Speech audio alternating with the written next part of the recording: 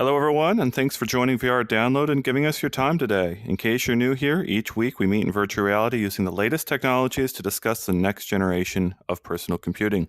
My name is Ian Hamilton, and I'm in the United States, joined by my colleague David Heaney over in Northern Ireland.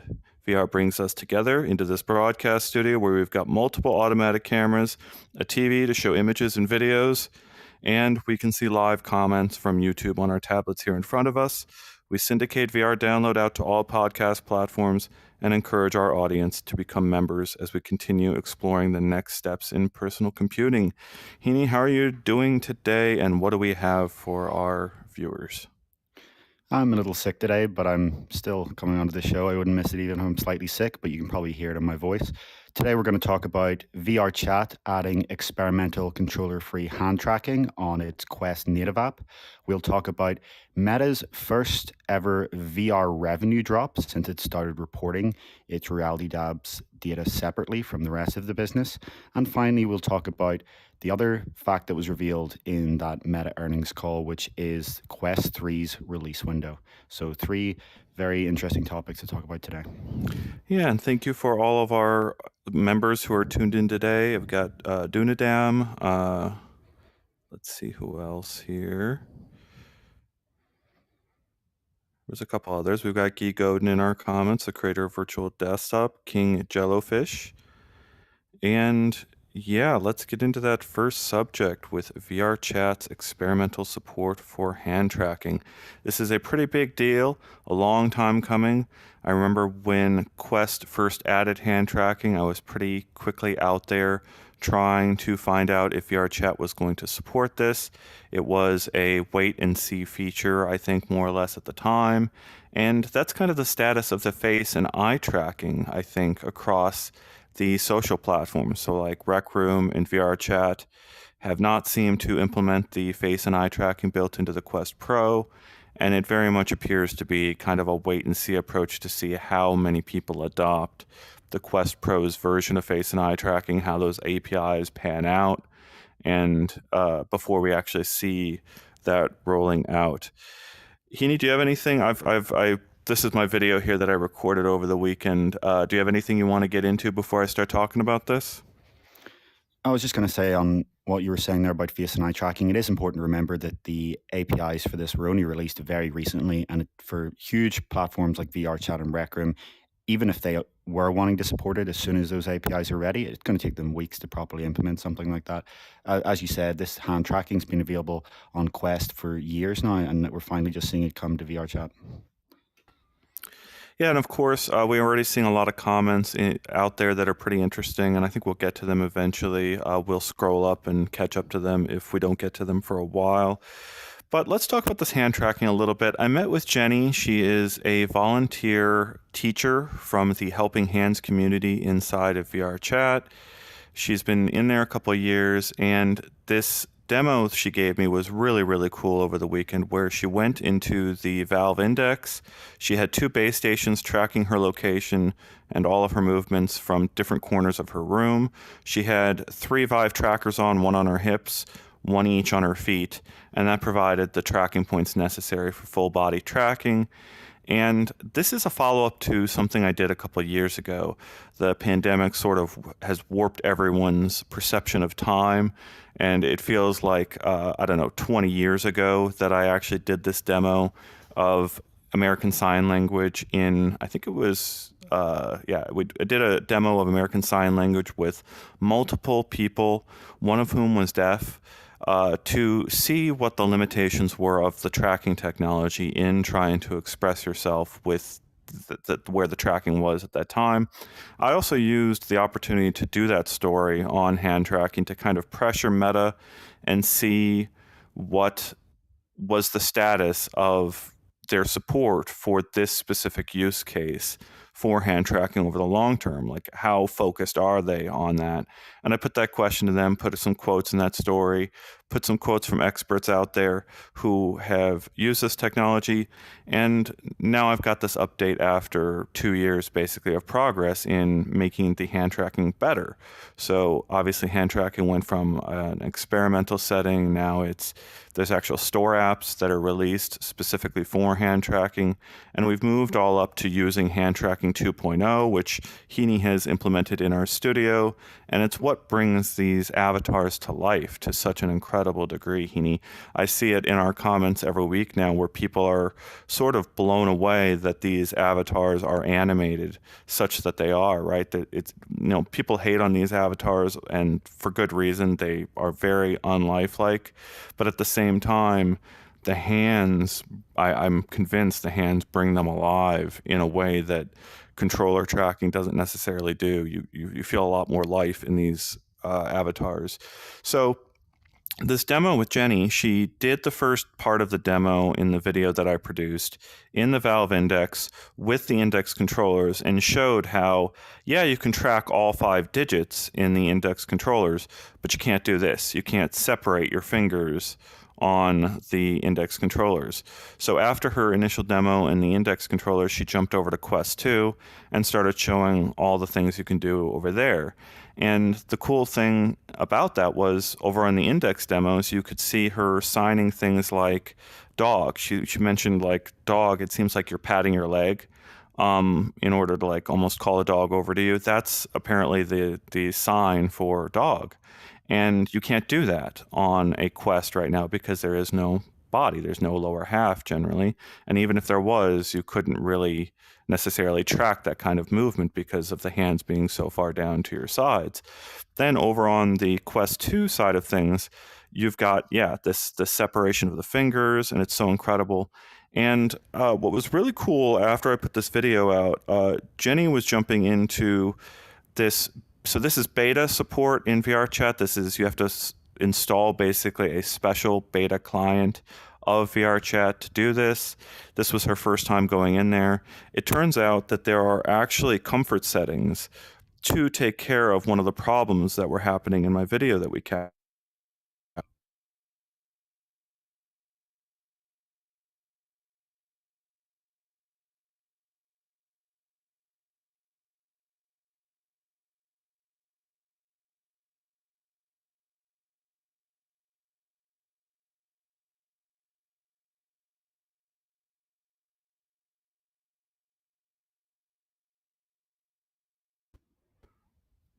That's a fun one.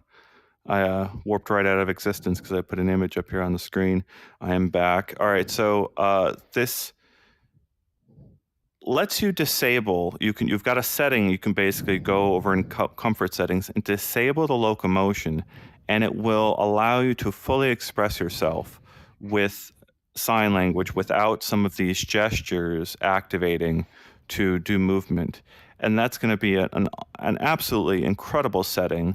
Even when Jenny and I were talking, it was really interesting to talk about this need for both things, right? You need locomotion supported in order to navigate virtual worlds that are really expansive, but you also need to be able to turn those things off in order to just express yourself fully and not do all of the things you can do with the gestures. So it's really kind of amazing that right at the outset of VRChat rolling out this feature in such an experimental way, they've got support for this built in to their controls, so you can deactivate this and have just a signed conversation that way. At the end of this conversation I had with Jenny, she mentioned, I asked her, what would be your dream solution here? And she talked about either 1, having gloves, or 2, having more cameras.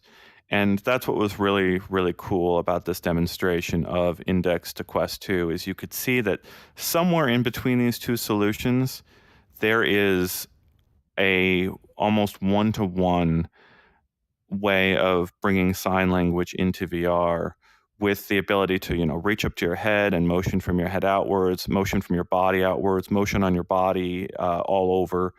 And you can get really expressive signed expression. The other thing that's really important for sign languages is that people make a lot of facial expressions to get across tone, because obviously with voice you've got tone you can use to express certain things. Well, you can use facial expressions to do that in signed languages. So this was a very, very cool video. I'm very, very glad that we got it out there. Go into our channel, it's one video back if you want to go see this demonstration, and we will be on top of this. I want to do this demonstration again. The video that I did was on Quest Pro. I was recording on Quest Pro. Next time I do this, I'm going to have to record on PC so I can get the best quality possible. And I really want to see what hand tracking 2.1 looks like as soon as that feature rolls out, as well as whether there's any differences between Quest 2 and Quest Pro hand tracking. So there's a very long path ahead of us for things like American Sign Language or any sign languages to be supported at one-to-one what they are in the real world. But it's really, really interesting. Jenny really underscored a lot of the importance here for people who feel isolated in the real world, able to connect with community and people who are excited to communicate with them in their native language. So I can't wait to keep pursuing that story. Anything in the comments that we should respond to, Heaney, or are we ready to move on? No, I think a lot of people were just asking about why she was jumping in the video, but as you explained, that is one of the gestures that can be turned off. And I think that's kind of a fascinating problem with hand tracking, in that you can add gestures to do things like jump and move around the world, but then you do limit people's expressivity because they can't use those gestures in general. So it'll be interesting to have some sort of quick toggle on your wrist or something to quickly turn off the gestures and back on when you need them. Yeah, it definitely feels like that's one of the things I was sort of thinking about long term. We're approaching a place where, well, I've got an editorial that I've just spent the last couple hours on. We'll get it up on the site in the next day or so. But, you know, there's these features that really need to be at the system level that aren't right now. And there's other features that are at the system level that kind of like need to disappear or move inside apps. This is one of those things that people are really going to need to be able to switch off and switch on. If they're attaching more gestures to your finger movements, you need to be able to toggle those gestures on and off just to have a comfortable conversation. So I'm really excited to see this kind of progress here. What was our next subject, Heaney? The next subject is Meta's first VR revenue drop. Yeah, this was kind of a big one. We've got the earnings call. Was it last week? Meta does these every quarter. It's standard for a public company to come out and report your earnings and talk about the future a little bit. Let's let Heaney run through these numbers because I've got my own sort of analysis here and thoughts on some of these numbers. So what you can see here is the Reality Labs revenue at Meta. Reality Labs being the division that's in charge of Quest and in researching future devices like AR glasses, as well as the Ray-Ban Stories. The reason we have these color-coded here is because you should always compare quarterly revenue year over year. Compare Q3 2022 to Q3 2021. And you can see that for the first time since this data was started to be broken out, which was in Q4 2020, it has actually decreased. And they did say the reason for this, and it's the Quest 2 price hike. The Quest 2 in August was increased by $100, the price for both of the models. And at the time, during Q2, the CFO of Meta did say to expect the revenue to then be lower, and that's exactly what's happened. So there is significant price sensitivity there on Quest 2. It was clearly, yes, it's been out for multiple years, so many of the people who want one have already bought one. But there's also another factor here in that many more people clearly want it at $300 than do at $400. And that's very interesting for how future pricing of headsets might look. So a couple things. Correct me if I've got my timing wrong here, Heaney. And we've got a question out there we'll respond to. Thank you for the donation. Correct me if I'm wrong on my timing here, but Q2 of last year was when they took the Quest 2 off sales for a short amount of time and then came back with a larger storage option right around Q3, right? So there was some pent-up demand for a little bit going in this period, and I think that might have contributed a little bit to this number being large. I think that was in Q3, was it not? That all would have happened within quarter three. It was in this. Okay, well, so it was in this. Yeah, it was in the summer to fall switchover when this happened in August period. So I was a little confused about when these things switched over, but it's going to be more telling, in my opinion, how Q4 does. So Q4 is, of course, the major Christmas, Thanksgiving to Christmas push from Meta. And that's when we're going to see. So sometime early next year, when they report their earnings for Q4, we will see how these green bars stack up against each other at the end of the year. And we might, to your point, Heaney, see that next green bar be a little bit lower than the previous green bar. And that will be a big deal to see in Quest's revenue, particularly when we get to our next story, which is talking about the fact that Quest 3 is now officially in the offing. I would wonder if it'll be not just a little bit lower, but quite a lot lower. So you got those two factors coming in at once. There's the fact that this is now in at the end of its life cycle. You know, we know from the topic we're going to talk about next that this is going to be the last year of Quest 2. That's going to affect how many people want to buy one. It's just as we discussed, gone up $100 in price. And, you know, who wants one now at that stage of the life cycle that didn't already want one in its first Christmas or its second Christmas? But it is interesting to note here that, as you can see here, Quest 2 did better in its second Christmas than its first. So a lot of people are asking, all right, so let's get to Frisket's question here in a sec, where they're asking, with Quest Pro reviews being less favorable, do you anticipate a quick price cut by Meta, or can they not afford to sell it at a loss?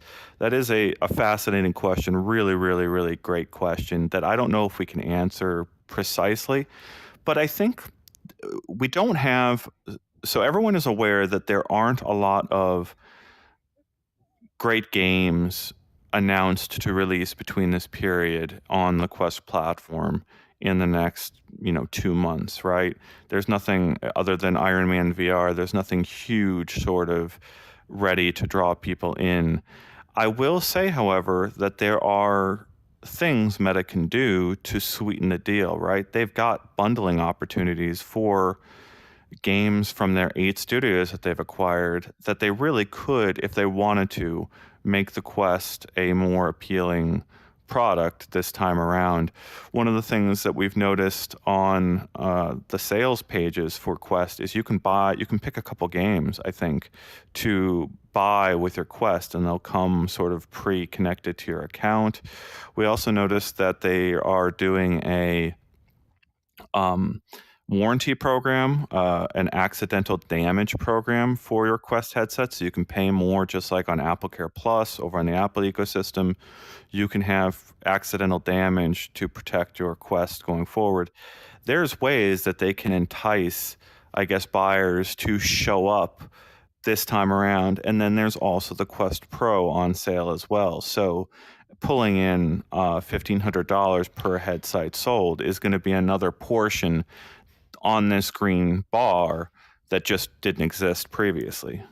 Yeah, that's a very good point. Quest Pro will obviously factor in here, but you know they're going to have to sell a Quest Pro for every 4 Quest 2s to make that up. And that sounds easy when you put it like that, but when you look at the fact that with every $100 you add to the price, it significantly reduces the number of people who are even able to afford it, even if they do want it. And some of the commenters pointing out here that I wouldn't say the Quest Pro reviews have been bad. It's just that they are quite clear that it's not really for the vast majority of consumers. This is not, and I don't think Meta ever really pitched it as being that either. The focus of this is not to be a mass market product like Quest 2. So I don't think there is going to be any need for Meta to do any kind of drastic price cut, especially given the fact that they'll want to keep that price such that future successors to Quest Pro, presumably being called Quest Pro 2 and then Quest Pro 3, can also put in a lot of new and innovative technology that they want to bring into the line in future. Things in the long term like OLED micro displays, things like varifocal lenses. And if you bring down the price of Quest Pro 1 and then you come out with a successor that's even more expensive, the narrative around that is going to be far less worth it than if they just kept that price in the first place. Yeah, Heaney nailed a lot of my thoughts on the same subject there. I totally understand that the pressure or the seeming pressure. Andrew Bosworth, the CTO at Meta, did make a comment somewhere in his most recent Q&A indicating that sales or pre-orders were about where they expected, even though they wouldn't say where they expected them to be, that it is going in line. I noticed also if you put there's a comment from John Carmack we have to keep going back to where he talks about how Quest Pro will say a lot about price flexibility going forward for the Meta ecosystem. So it was one of the things Heaney and I were debating or talking about right before we came in here. I don't know, maybe we'll get into it after we get to our third subject here. But I want to get into some of the future packaging that can happen to the Quest ecosystem. They've got some really fascinating opportunities that just aren't available necessarily to anyone else in the market right now with how they can package all their work going forward. But I guess I'll just say it right now, everything that's sub $1,000 is this wide range where maybe you could serve a lot of different prices between, say, $300 to $1,000 with different storage options, different accessories, all bundled with the same core headset device. And then above 1,000, you start talking about the Quest Pro line of devices, and exactly what Heaney is saying there, that there are things that need to move the VR market forward, things like varifocal displays, where if you're unfamiliar with them, there's this field in here, everything you reach within arm's distance that is just a little fuzzy and blurry because of the way the optics work, and your eyes are forced to focus much further. And everything in that field that we interact with could be much more in focus, much crisper, and much more comfortable for you to experience long term if we have varifocal displays. And that's something we're going to need to have 8-hour VR headsets, right, Heaney? Yeah, exactly. And that's the kind of technology they'll want to introduce in the Pro line, just in the way that, they've introduced the face tracking and eye tracking in this iteration. I think Ian's just disappeared there, so I'll take some comments here. Someone's asking, do we find the Quest Pro controller tracking to be jittery? No, not at all. I'm using them right now. As you can see, they're more stable than any other VR controller I've ever tried. And that makes sense because, they have 3 cameras on board, one on the top and 2 on the front. And so they track themselves in the exact same manner that the headsets themselves do. And I don't notice any jitter at all on the Quest Pro's head tracking, for example. I see you're back, Ian. Yeah, I was having a little bug there I wanted to get rid of and come back. Thank you for, sadly, it's Bradley. We've got you in our comments. I see Alex and Skiva from Between Realities in our comments. Thank you all for tuning in. And yeah, keep those questions coming as we move towards our third subject. I saw a comment right at the beginning of our show that compared to last week, this is a lighter news week comparatively. But still, I would say this third subject that we're about to get to here kind of, it's the biggest news of the week. It's the biggest news, probably next to PSVR 2 launching and Apple launching. It's going to be the biggest thing to pay attention to in the next year of our reporting. So we're going to be on top of this as we go forward. Heaney, why don't you walk us through what Meta specifically said here? Yeah, so during that same earnings call we were just talking about, Meta CFO said that the next generation consumer Quest will launch later next year. So there you go. That's the exact release window for what is almost certainly Quest 3, given that Quest 2 is the current consumer Quest. Or Quest 2 is the current consumer Quest, therefore Quest 3 would be. And this is, Meta has actually talked about Quest 3 multiple times. Earlier this month, Mark Zuckerberg said, and I quote, "There will be a Quest 3, and that's in the price range of $300, $400, or $500, that zone," but he said it wasn't launching this year. So this is huge news, but at the same time, it's not really surprising. Regular listeners and viewers of our show will know that we've been saying that it's almost certain that late 2023 is the Quest 3 relaunch window for over a year now, because it makes sense given Meta's statements that they were completely focused on Quest Pro this year, and then you would get Quest 3 to a 3-year cycle, and at that point the processors are available such that they can do the same kind of leap they did going from Quest 1 to Quest 2 where you get a roughly doubling of the performance. And that's what really allows standalone VR to progress forwards as developers can build higher graphical fidelity and larger scope experiences. So we've got, sadly, it's Bradley in our comments who does a lot of who's got some sources out there leaking things to him, and he's teasing in our comments here a little bit, saying, I think the Stinson CAD that was shared was one of 3 likely prototype designs Meta will go with, and I'm certain they are going with the one I shared. So putting that in our own sort of language here, oh no, it's doing that thing again, this little bug where it's picking up on my like hand tracking and causing a little bug. So putting that in our own language here, we think it's very likely that Meta has multiple prototypes in development for their upcoming hardware. The question is, which one are they going to pick and what features are they going to go with? One of the things that Zuckerberg has specifically called out in previous announcements or interviews is he thinks face and eye tracking are absolutely critical. And those are obviously in the Quest Pro. But do gamers need face and eye tracking near term in order to play games play games that are more enjoyable? Now, you can separate those two things out too. You can separate face and eye tracking, and the eye tracking, as Heaney reported quite recently, has already been used in Red Matter 2 to increase the resolution of Red Matter 2 on Quest Pro. So you've got a crisper experience playing that game with the foveated rendering, the eye-tracked foveated rendering that's possible.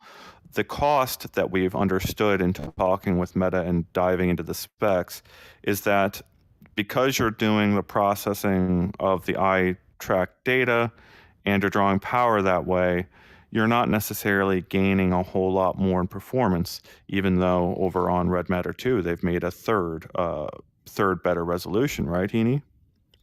Yeah, so 30% better base resolution for where you're looking at.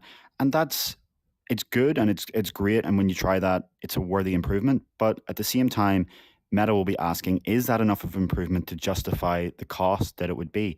Is it possible that if they were to choose to sell Quest 3 without it for $50 or $100 less versus with it, will the chip that Quest 3 has, given that it will likely be much more powerful than Quest Pro's chip anyway, more than make up for that? These are the difficult decisions they're going to have to be making. And like you say, at the end of the day, face and eye tracking aren't essential for games, which are still the primary focus of marketing and sales for the main Quest line. But yes, it would add a lot, even from the social aspect of being able to turn to your friend in a game and see their facial expressions. The question is, does that add the hundreds of dollars of extra cost that makes it worth it? But it's really interesting that based on these CAD renderings that sadly it's Bradley, who's in our comments, as you say, leaked, shows that it may instead decide to focus on mixed reality, having sensors at the front that make it as capable or even more capable for color pass-through and mixed reality as Quest Pro. Yeah, fascinating to think about the sensors that they could pack in there.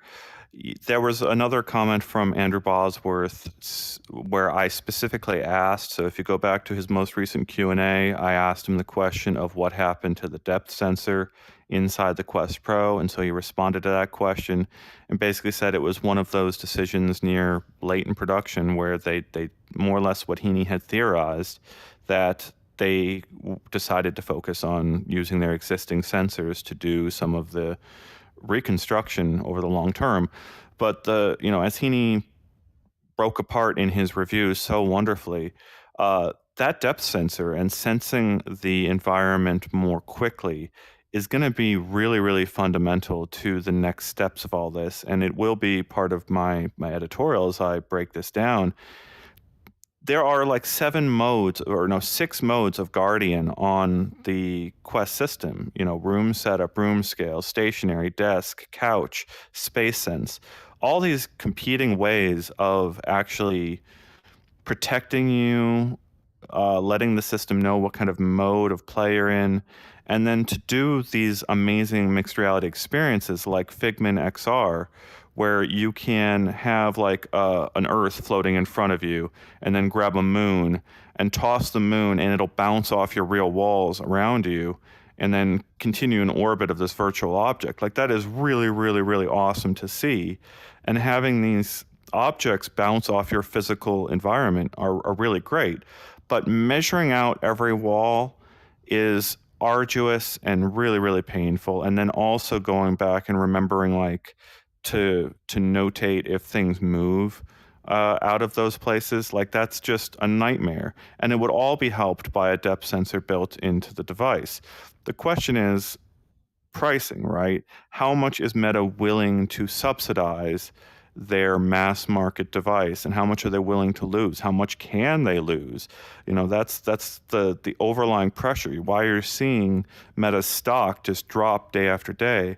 People are like, there's this mismatch between investors who just are sick of Mark Zuckerberg using the M word and showing off these cruddy avatars, and they're missing that this device, the next Quest, is the ticket to an even larger subset of users. If the Quest 2 was in the 10 to 20 million range of user base, it's possible Quest 3 could go 20 to 100 million. Isn't it, like, Heaney? Or is that, like, it's absurd to suggest that?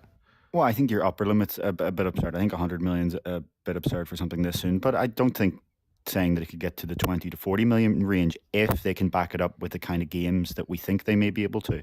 And that's something that you talked about in your editorial at Connect, the fact that Meta has acquired these 8 game studios and hasn't formally announced a single game for them yet. So given the fact that Quest 3 is likely to have a processor with twice the power of Quest 2's, and Meta has 8 game studios, put these two facts together and you get a Quest 3 potentially releasing with a lot more diverse and appealing content library than what's available on Quest 2. And if you combine that with the fact that this thing could then have the color pass-through, the pancake lenses for the slimmer and lighter design, yes, you could definitely see this thing getting into the 20 to 40 million zone. But I think going a bit above that's going to take future generations. Yeah, I get it. All right, so my upper limit there, yeah, is a little absurd, but I threw it in there because this ongoing thing that Heaney and I debate week in and week out. We even saw it joked about in our comments last week that we went, if you had a bingo card of us debating this, it would come up and get filled in every week, because we debate the necessity of controllers to Meta's ecosystem. In the advantages of selling a headset without controllers over the long term.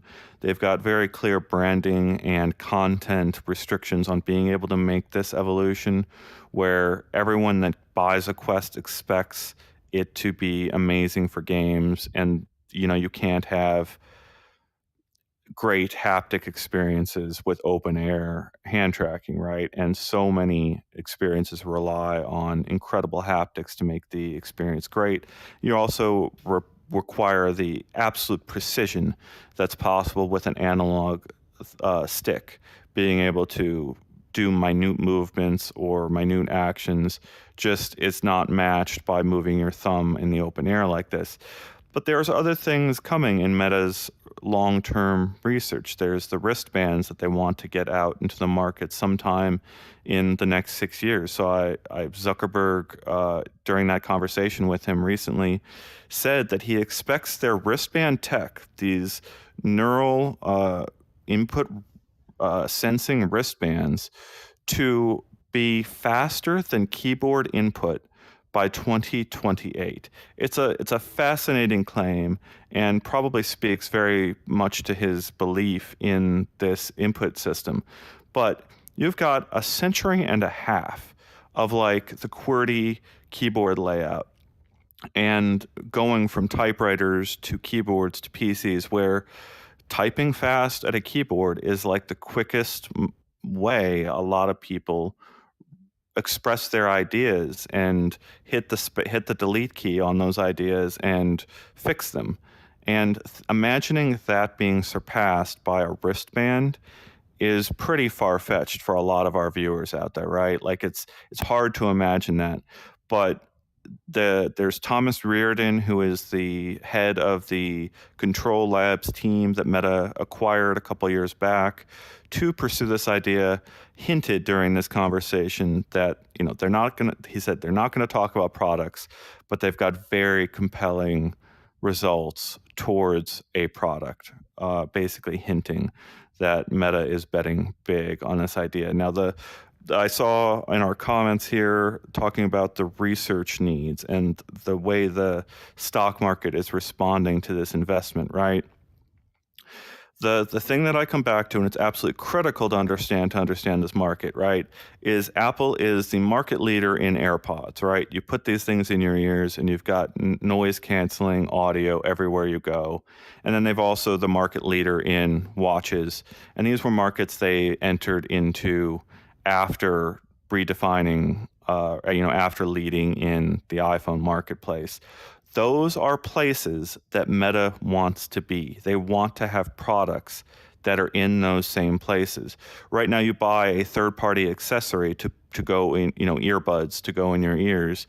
But for some of Meta's far future ideas, I would imagine them wanting to go in your ears with their own earbuds. And I'm actually using the original Rift earbuds because I pulled them out of my old storage container. But originally with the Rift, they sold their own accessory for that, right, Heaney? Say again, sorry? I'm using earbuds that fit right into my ear, and they go into the 3.5 jacks on either side of the headset. Those were sold for the original Rift, right? No, for the original Quest. Oh, original Quest. Okay, so the original Rift had its built-in ones, and they're still selling it for Quest Pro, and that's what I'm using right now. A new version for Quest Pro. Yeah. So we're both using these in-ear solutions, and they're great because they separate the mic audio and the feedback that's coming from the speakers back into the mic, and it's what gives us such good audio quality in the studio relatively. But in-ear is one thing, and then on your wrist is another. And Apple already has this gesture recognition for accessibility purposes built into their current watch solution. So they're doing machine learning to get gestures out of your movements. And it's an entirely different scale of the type of tracking that Meta wants to do, where they're actually looking at the neural signals going through your arm and decoding what those signals mean. But it's really hard not to imagine as Apple has built, what is it, the Apple Watch Pro, is that what it's called?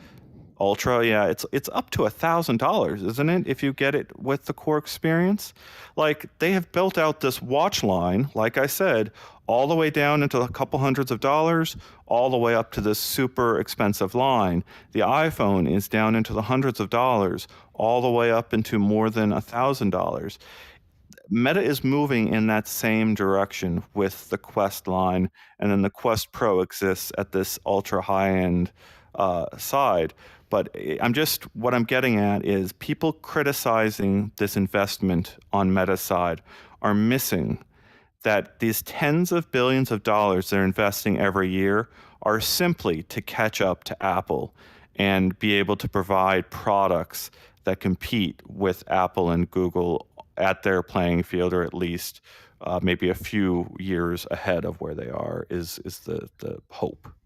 Yeah, Meta is trying to, in a decade, turn from a completely software company essentially into what they hope to be is one of the largest hardware companies in the world. And that does take tens of billions, if not hundreds of billions of dollars of investment. And it is interesting, as you say, that a lot of the media reports this as losses. They say that Meta's Reality Labs division lost this amount of money. But when have you ever heard a long-term business investment described as a loss in that sense before the time it's supposed to make a return? There are many justified criticisms of the level of investment Meta is putting in, but to judge it in 2022, when they had at no point indicated that they expected this to be a market by then, it just isn't reasonable. This is something that Zuckerberg tells investors is going to be a big thing in the 2030s. We're not even into the second half of the 2020s yet. So it is interesting because it's a bet on a larger timescale than we've almost ever seen in the history of large tech businesses. Even when companies do make investments on huge projects like this, the very furthest you'd see it pan out is maybe 5 or 6 years. So it's just fascinating to see something on that scale. Yeah, the tweets I saw that were really interesting were comparing the investment to the Manhattan Project and the Apollo 11 program. Like, this is more costly over that scale than those world-changing programs that had the entire, that changed the course of history. And that is ultimately the thinking of the work here. And it's over the long term what we think about when we come into this studio.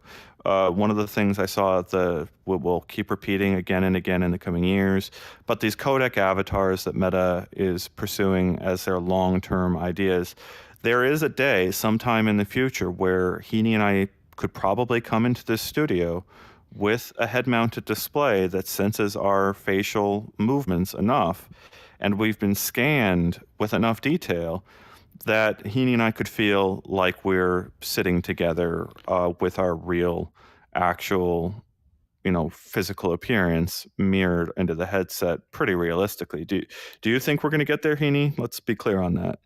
Yeah, we're going to get there, but I was just going to say that's the real VR download bingo. You bring up codec avatars every single week. That's the bingo card I'd always get. Well, we're going to keep going to it because we've got new viewers coming in every week who need to hear about these things and understand the big picture.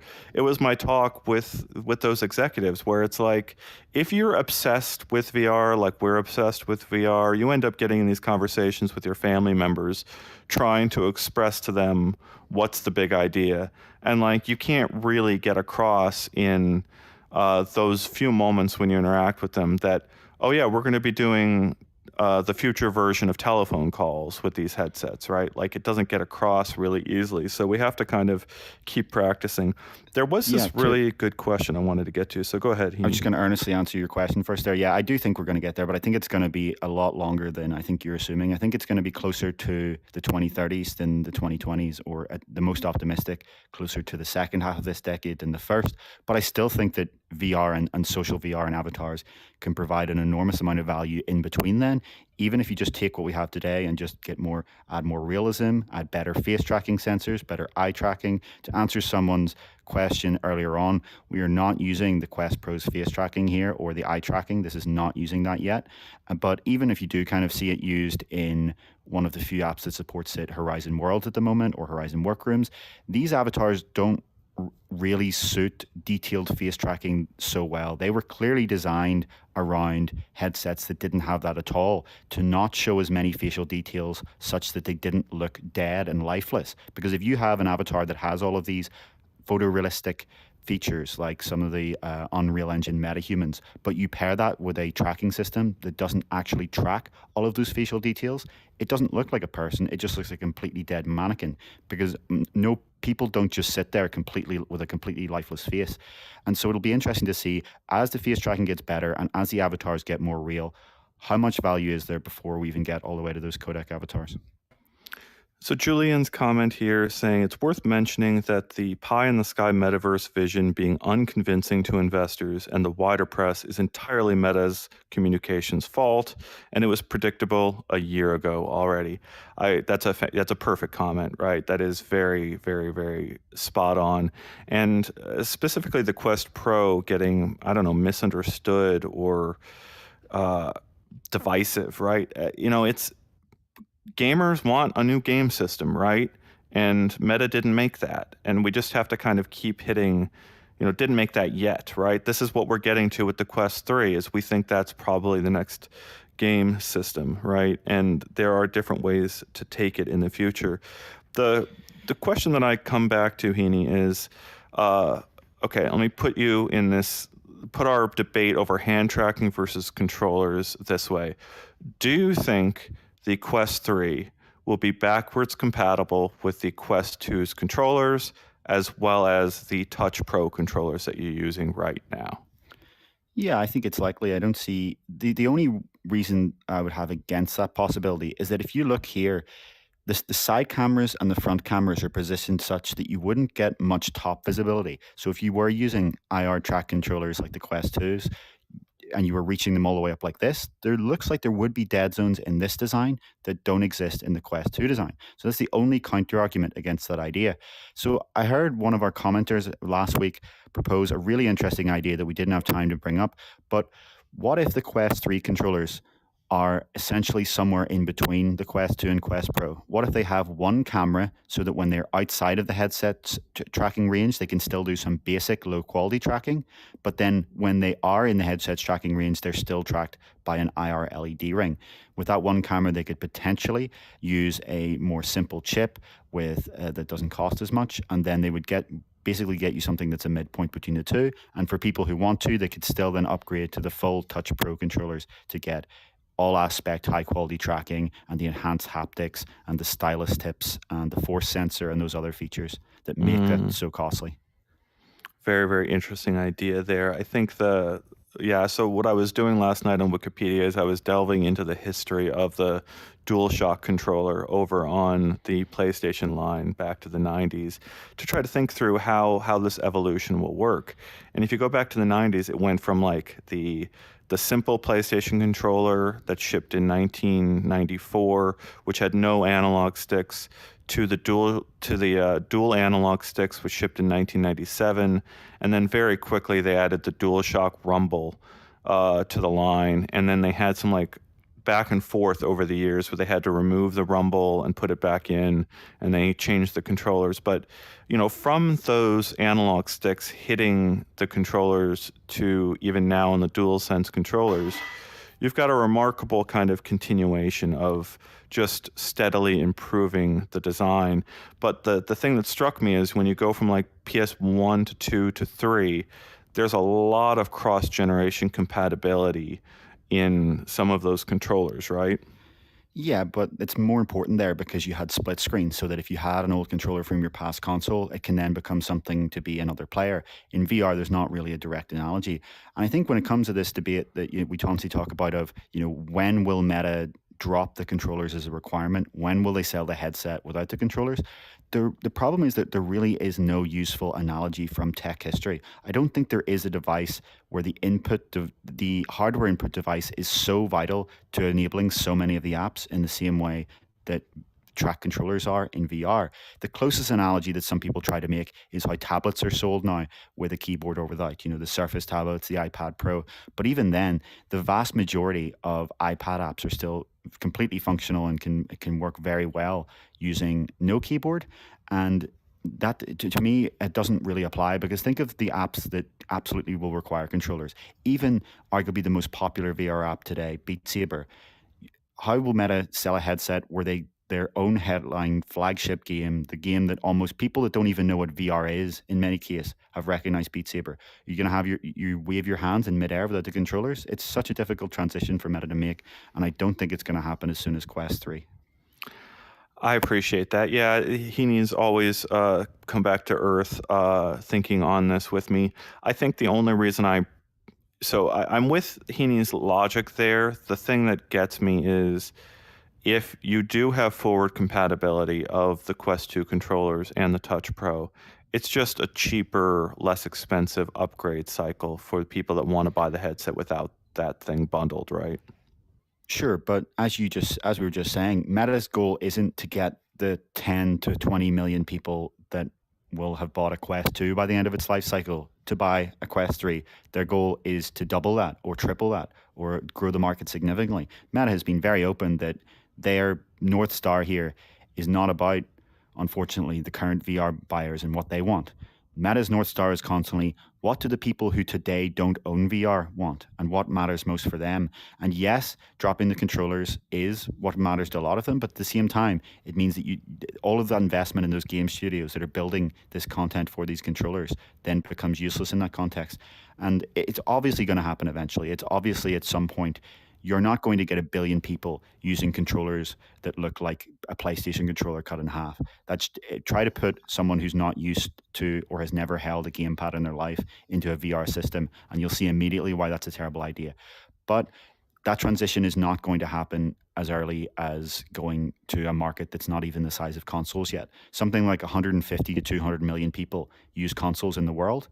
But at the same time, yes, you're right to say that in the long term, Meta's looking at the fact that 1 to 2 billion people use, even 3 billion people, 4 billion use technology devices that don't have any kind of complex input like that, just a simple touchscreen. Hmm. Yeah, that's a very complicated thing to get into there, Heaney. So we will probably get into this more on our next show after I get my editorials out and we get some of the news up this week. But I think, I keep thinking about things that I want desperately, and I keep thinking about the fact that Meta pays attention to what people are telling them, right? They they're an organization that pays attention to data in a way that I don't know if other organizations necessarily do. Like they take very critical analytics, very important analytics to them. And as much as people get scared by Meta listening in or uh, shaping their behavior with their products, they are doing that to think of how to make their products better and get you to spend more time in their devices. And they're listening right now as they're making their decisions on their next products. So, if you have problems with the Quest Pro, they're listening to it. If there are things that you want out of the Quest 3, they're listening to it. Now is the time to do that because there's still time to make changes. The thing I want, Heaney, is a charging case.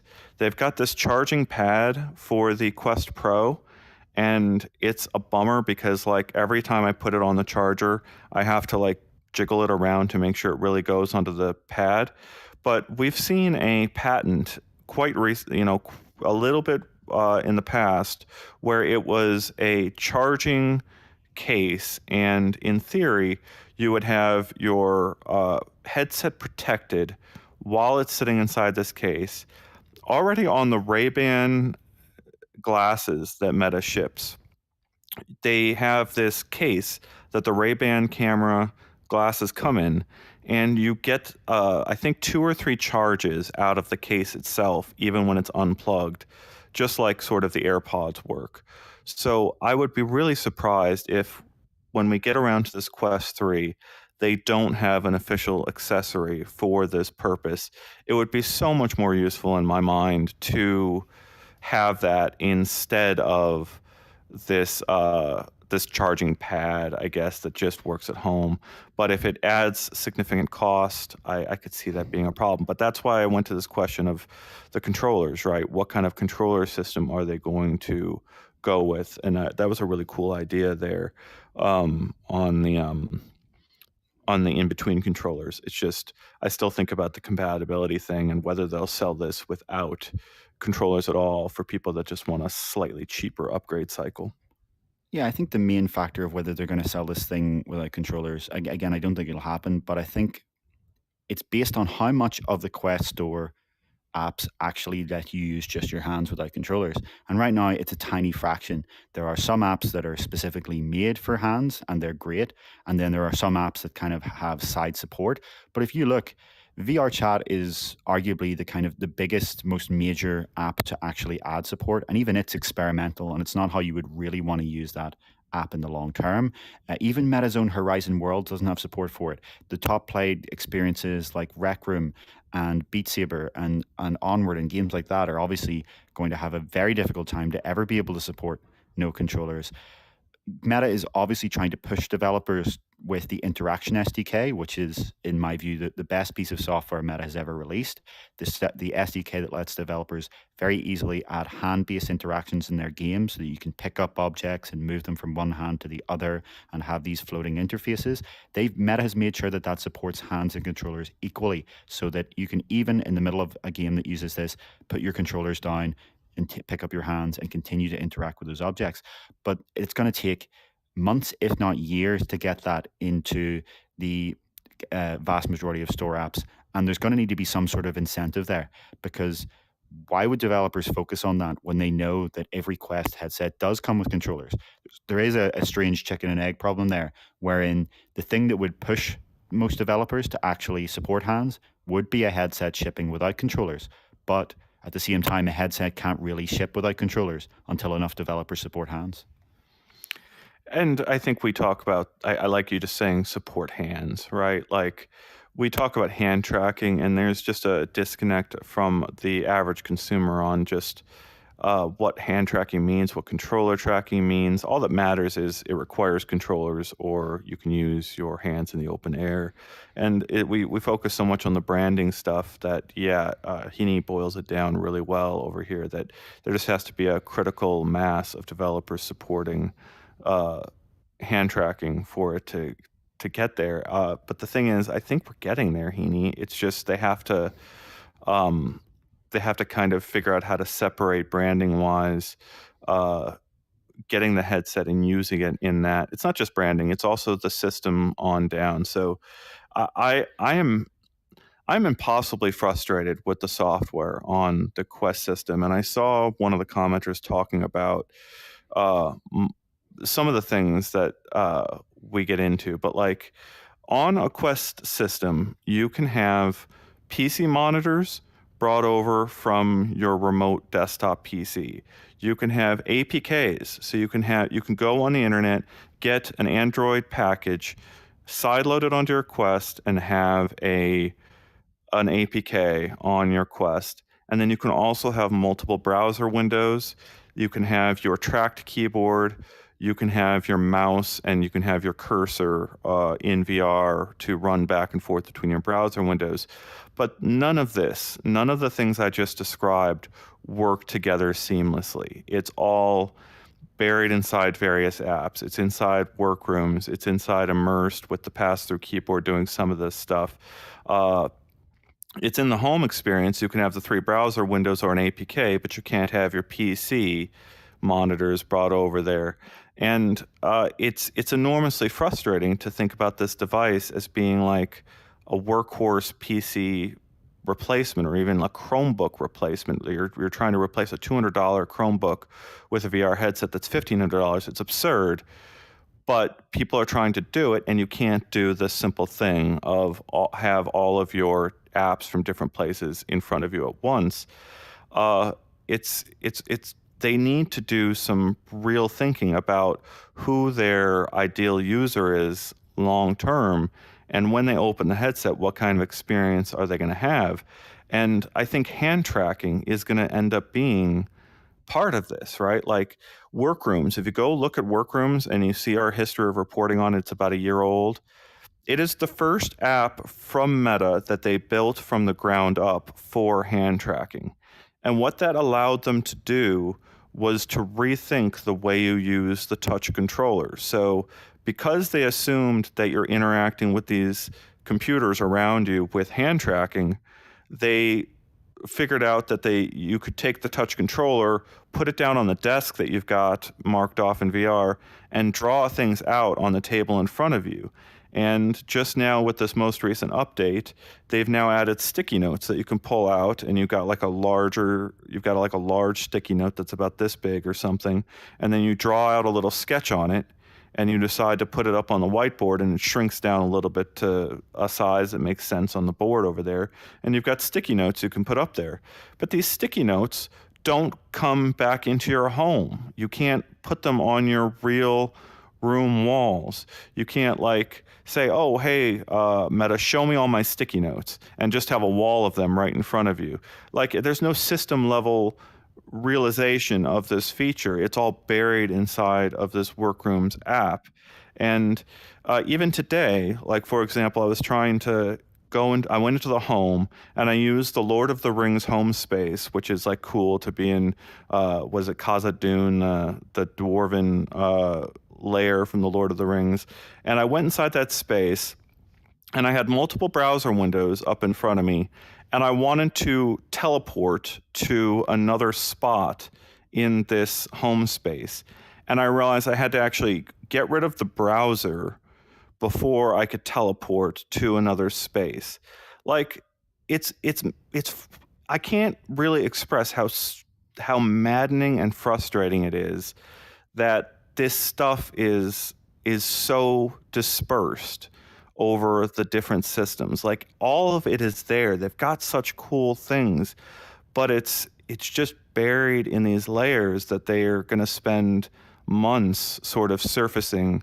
And even for users that are waiting for these features at home, sometimes they'll announce the feature and you won't get it for 2 months because of the way they slowly test and roll these things out. And Robert saying this is why Apple will win. Yeah, it's that's we've got editorials on that as well, where this is where Apple can succeed, right? Yeah, Apple's ecosystem integration helps there. I'm not sure I agree with all your examples there. I think you do. I agree that the Quest software is far too fragmented. Far too much of it is inside these siloed apps. Meta would probably gain a lot, even though it would be technically complex, to have the experience of Horizon Home and Horizon Workrooms, and even arguably Horizon Worlds proper, be all integrated into this same app that once you put on the Quest headset, you're in. There's obviously potential anti-competitive issues there, but at the same time, from a fundamental user experience, it's very likely that when you put on Apple's headset, all of the things that you need to do will be there in front of you and not buried in these other kind of system level apps. But when Yeah. it comes to something like teleporting at home, it does make sense because if you want to use the thumbstick at the same time in the browser, you want to use it to scroll up and down your browser. So I don't see it being a problem. You need to minimize the browser to teleport. Man, okay, fine. Well, I still want my PC desktop in the home alongside the others. Yeah, And it doesn't make sense for that personal workroom feature to be in Horizon Workrooms when it's not multi-user anyway. Why couldn't that same personal workspace be part of the Quest Home, so you can, as you say, have a browser window here and your PC there and have these as separate things? and the APKs. I want a browser window, I want an APK, and I want the I thought that PC was window possible all done. already, or it was You at one can't point. you can. So you can do the APK and you can do the browser windows, but then you can't also have the PC. Well, yeah, arguably though, if you have your Windows or Mac PC in front of you, you don't need an Android app or a browser. You can just bring up Chrome on your PC if you want a browser window. But you're in VR. Like I'm confused. So But you're in let's talk. Horizon Workrooms with your PC in front of you. You're controlling your Well, PC. but like things like DRM'd videos, DRM videos like Netflix.com. That's what I was talking about with you before we came in here. You can actually get Netflix like 6 different ways on your Quest, but only 2 of them work, right? You can go download the Netflix VR app and go into that exclusively, or you can go get the APK for Netflix, install that side loaded, and have that sitting over here so you can watch Netflix and then have your browser window here, but you can't also have your PC monitor, as far as I can tell, alongside those other multitasking things. But I want to talk about Artful's comment here, saying the Semi-Quest Pro controller for Quest 3 makes perfect sense. No controllers, $300. With those controllers, with a single camera, $500. And this is what I was trying to get at with you internally, Heaney. Like, I was trying to understand, do you think we're going to have like a $300 controllerless system sold by Meta, and then you go up to the $500 price that they were talking about with controllers? Is that where you see this going? Like I said, I see it going there eventually, but not in time for Quest 3. It needs to be, there needs to be a lot more software out there that supports hands. There needs to be a reason to buy that $300 software beyond just the current hand tracking experience and beyond the, a dozen or two apps on the main store that support it. Yes, if you were specifically using VR for something like social, watching movies with a friend from a distance, that would be fine. But almost no software lets you actually do that yet. Horizon Worlds doesn't even let you use hands yet in something like venues. It's an idea that is obviously going to happen eventually. The only debate we're having here is it going to happen in 2023?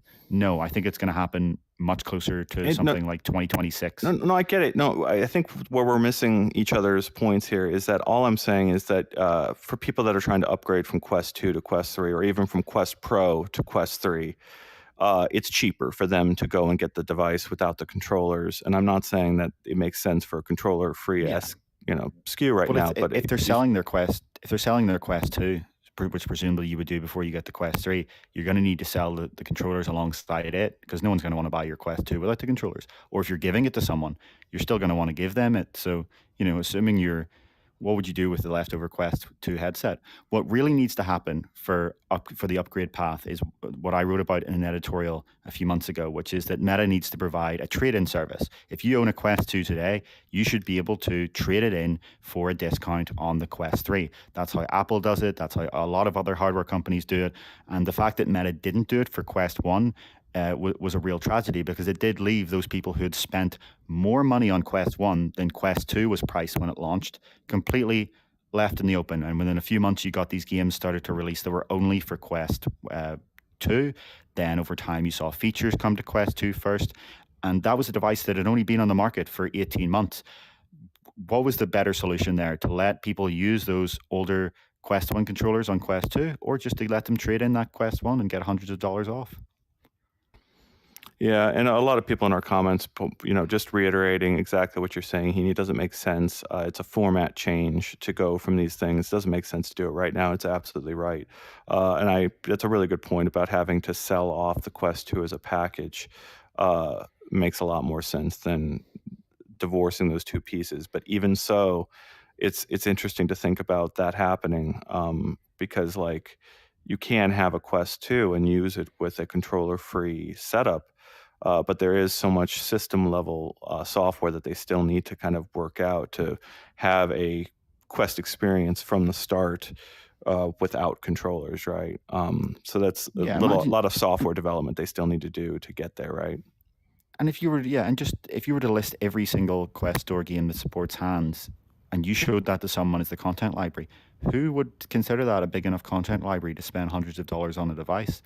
Unless you were only using it for those kind of use cases like remote work with your keyboard and mouse. But then again, something like a Quest 2 is already too heavy for that. And even Quest 3, if it's slimmer and lighter, is not going to be to the point where that's a mass market appeal, to the point where people are going to want to buy it just for $100 or $200 less if it didn't have those controllers. Shala making the comment that they need to start selling them like phones with contracts in trade-in. That is another thing, yeah, we've talked about. And I also wondered this idea whether Quest 2 could live on after the Quest 3 debuts as a super low-end option. But Heaney talked me out of that, thinking about that possibility. Why don't you give the thinking on that one, Heaney? Oh, of a lower, why there shouldn't be a lower end headset? Because No, what would why you they wouldn't, why they're just going to move on from Quest 2 and not sort of offer them refurbished at the lowest end of the spectrum below the low-end Quest 3. Yeah, because by the time Quest 3 launches, as we've said, the news here is that it's launching in late 2023. Quest 3 will be, Quest 2 will then be 3 years on the market with a processor that is very outdated, and it won't cost any more relative to when Quest 2 launched to have that more powerful processor in Quest 3. So Meta would then, for every year they keep selling Quest 2, they have to then support it with software over time. That extends the time horizon until they can start releasing games that were designed specifically around that new, more powerful processor expected to be in Quest 3. Whereas there's no financial reason they would even need to. And if they just start with a fresh slate from Quest 3, they can very shortly start to develop the kind of games that are only possible with that new hardware. Mm. And Bacon saying, what about just separating the controls so you can buy the standard controls or you can buy the pro controls? I also was thinking about that possibility as well, and why it's also interesting to think about this idea that was brought up on the show where you've got sort of an in-between option as well. But I still wonder if they'll support the existing controllers to maximize compatibility or not.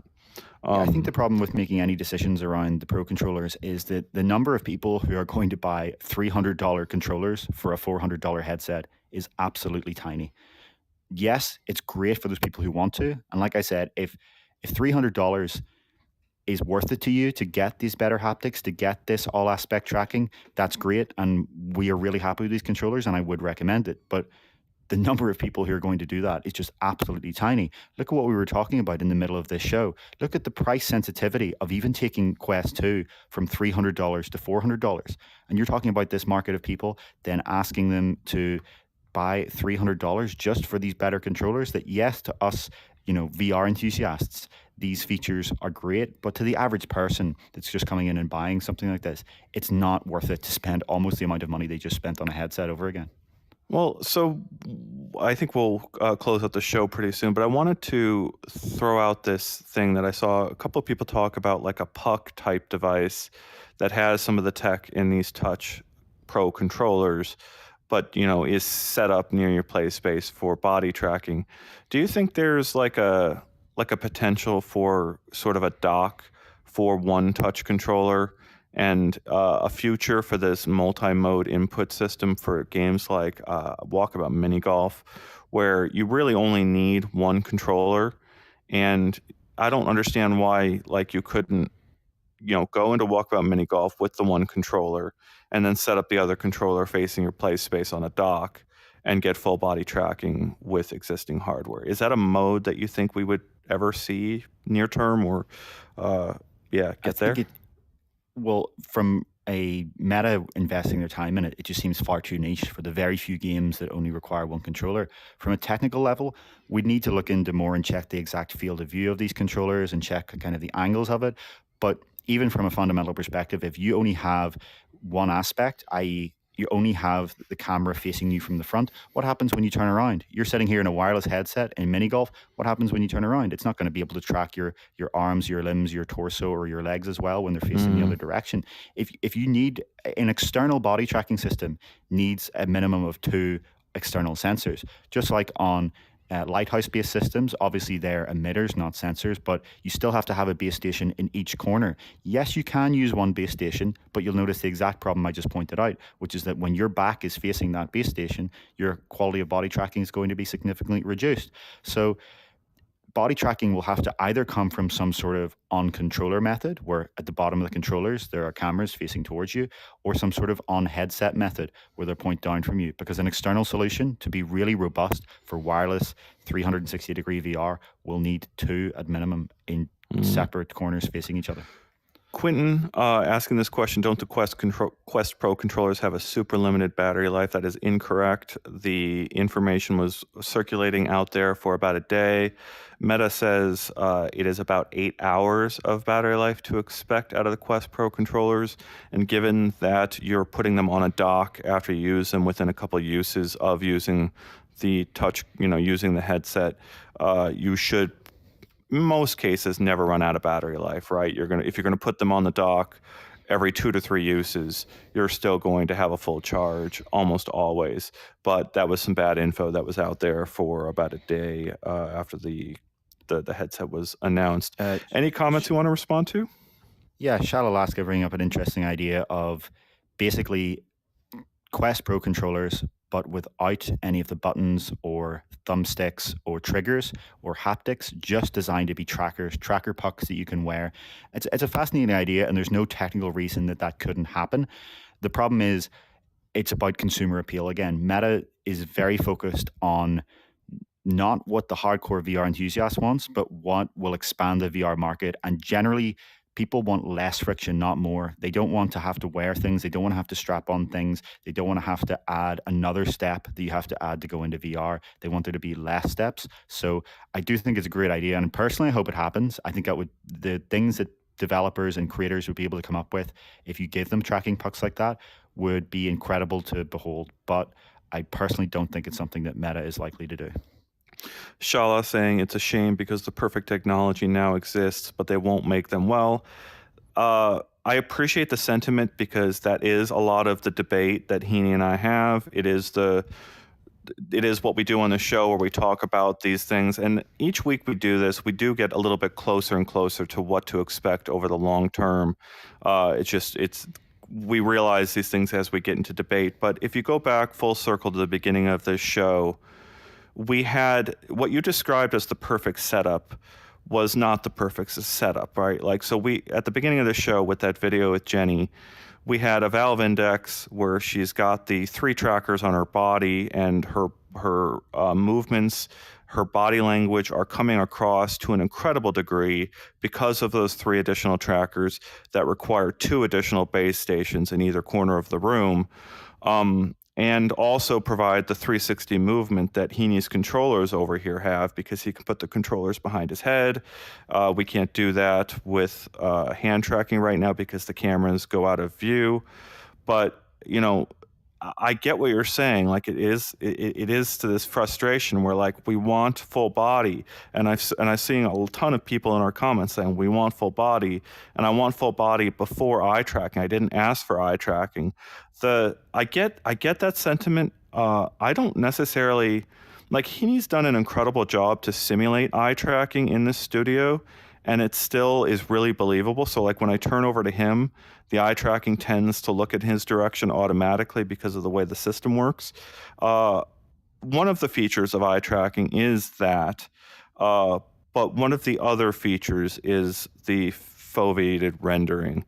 And if they do the foveated rendering better and better over time with software and over successive generations with better hardware, the foveated rendering could actually lead to significantly better performance and higher resolution displays over the long term.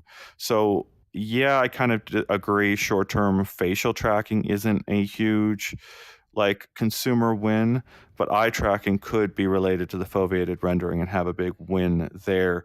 But I will say that I agree, full body tracking and the full body language that you get out of having feet and legs in VR is going to be a big next step. I would love, love, love to see what Valve is building, right? They've been building Steam VR tracking for years. Their most recent job posting mentioned computer vision.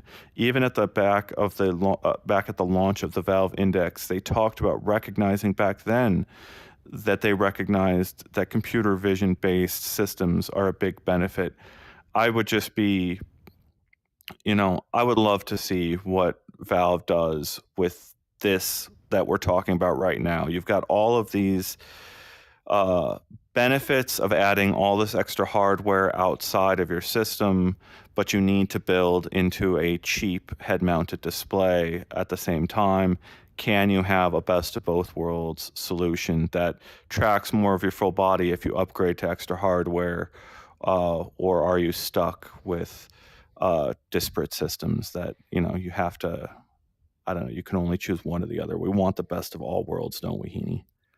Yeah, I think the long term for body tracking is still going to be completely standalone. I think you're going to have these downward facing cameras on the headset that work in conjunction with inward facing cameras on the controllers, and then AI fills in the gaps. We've seen already that even with just headset and hand controller position tracking, their Meta's research shows that you can get a really quite convincing full body pose. So when you do add extra input into that, there is a conceivable path there. The problem is that, as I always say when people ask about this, the Quest Touch Pro controllers, the cameras are just facing the wrong way. They're not, there could have been a camera on the inside just on top of the grip trigger that allowed this to happen, but there just isn't. So in this generation, I would be incredibly surprised if we see anything like this happen. But the technology is possible that it happens in the future. And I don't think we're going to need this external hardware in the long term. It doesn't seem like it's going to be necessary. And it seems like the cost and complexity of it is so great that companies like Meta and Apple aren't going to have an incentive to even drive towards it anyway. Well, I think we're ready to wrap up the show pretty quickly here. Let Heaney get back to recovering fairly soon. He's thrown up this video here, and I like the people in our comments teasing apart full body tracking, and the eyes are part of the body. We are back when hand tracking launched. Heaney and I had a huge debate internally over whether we call it finger tracking or hand tracking. It is full, it is full hand tracking, but over on Index, you also had hand tracking, and we had to figure out, like, how do we express to our viewers here that there's, or, our readers and our viewers, that there is fundamental differences in things like this compared to what you can do on those Index controllers. And even at the status that they were back then, it was really limited in how good those tracking that was compared to where we are now. You want to talk about this a little bit, Heaney? No, I was just going to say the terminology I think we settled on there was sensing versus tracking. So tracking is when you get this kind of direct fidelity, not what I'm using right now, I'm using controllers, but if we see Ian, he's using hand tracking. Whereas on Index, on the most fingers and on Quest Touch Pro, on your index finger, you just get sensing. It can sense the distance that your finger's away. But if you were to kind of wiggle your finger a little when it's outside the controller, you're not going to see that represented because it's not actually getting tracked. And I think that is the terminology we'll continue to use going forward, sensing versus tracking. And then a third terminology for something like what you're seeing here, which is, again, just the headset and controller input, is estimation. So you get some inputs, the head and controller tracking, and then a machine learning system estimates what is the most likely body pose based on that. And a week ago, when Meta released their body tracking API, as I think we may have discussed last week, we called them out because that's not something that we would personally call tracking. If you're not actually using cameras or other sensors to look at the body and say what is each limb, how is each limb actually moving, that's estimation, not tracking. I'm seeing in our comments, Quentin mentioned, I just noticed there's a reflection of the Quest Pro controllers in the TV monitor. Good touch. I'd never noticed that before, Heaney. Did you do that on purpose? Is that, how long ago has that been there? It's been there for quite a while, but I don't think it's in VR. It's just, oh no, in VR, it's just a very bad shadow, but I don't know what it's like on the PC. I can't remember. I raised up the headset to look outside of it. It looks pretty good out there, and we don't use controllers very often, so it's not there, at least for hand tracking. Yeah, the terminology is something.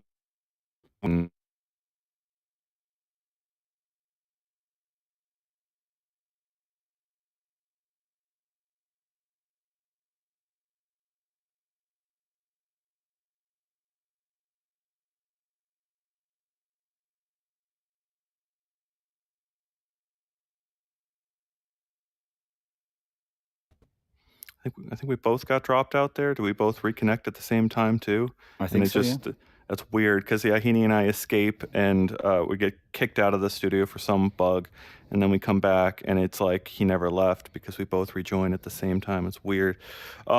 We've had a very, very interesting discussion. I appreciate all of our longtime viewers coming back for these discussions and the level of comments that we've had. We are moving towards the end of the year here, so November to December, people are going out and buying their Quest systems to put under the Christmas tree. Obviously, next year we're going to have PSVR 2. That's going to play a big part of that whole end of the year push. And hopefully, right near the beginning of next year, we're going to see hopefully an Apple device enter the fray. And it's going to mean that next year is going to be a dramatically different year than the one we've just been through. Heaney, do you have any final thoughts?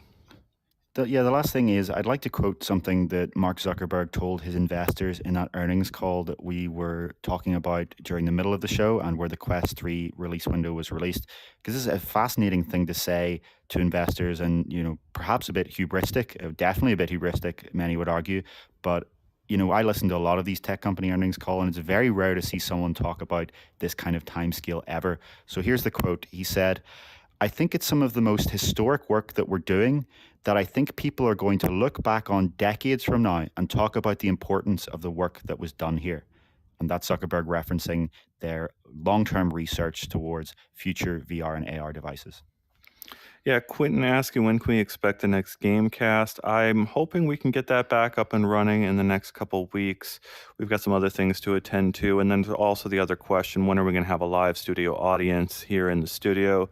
That's something Heaney needs to work on as soon as he can prioritize it. But we've had just a massive period of news where that has not been the highest priority, is getting the news out to our viewers. But it is on our list of things to do. Yeah, I think I'm ready to close out, Heaney. Thank you so much to our viewers. We'll be back next week at 10 a.m.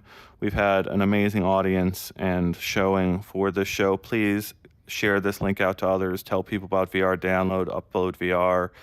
Consider becoming a member to support our journalism work. We are doing our very, very, very best to think about this long term, build trust and credibility with our audience. And you can always email tips@uploadvr.com if you have information to share with us. But we very much appreciate you putting your trust in us and look forward to seeing you in the future. So we'll see you next week.